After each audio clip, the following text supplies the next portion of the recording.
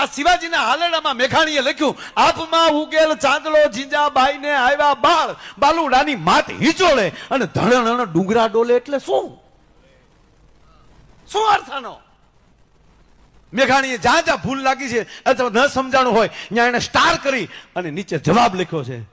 મારો મેઘાણી બાપુ આમાં જવાબ લખતા ભૂલી ગયો. એક માયો કહે છે કે ડુંગરાની ધણેડાટી શેની હતી? ડોલ્યા કેમ ડુંગરા? ડોલ્યા છે, ધ્રુજ્યા નથી. ડોલવું ધ્રુજવું એમાં ફેર છે.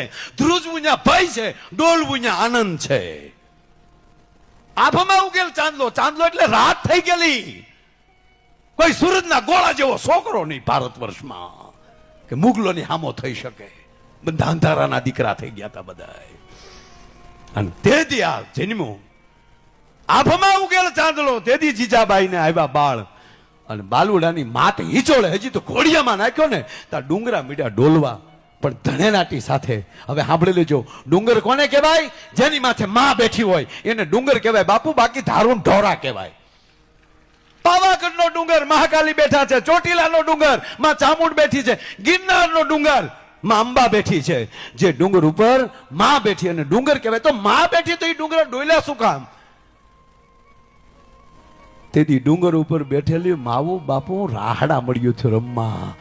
એ પગની ઠેહથી ધણણાટી બોલતી હતી અને આજ માવું વર્ષો પછી રમતી જોઈને તે ડુંગરા ડોલવા મળ્યા. ભાઈ ભાઈ. અને તેથી એ શક્તિઓ કહેતી હતી કે આવ્યો હવે શક્તિનો જિલ્લારો, હવે આવ્યો હાથમાં શમશેર લઈ અને હિન્દુસ્તાનની રખોપું કરનારો. એ મોજમાં તેથી ડુંગરા ડોલ્યા છે.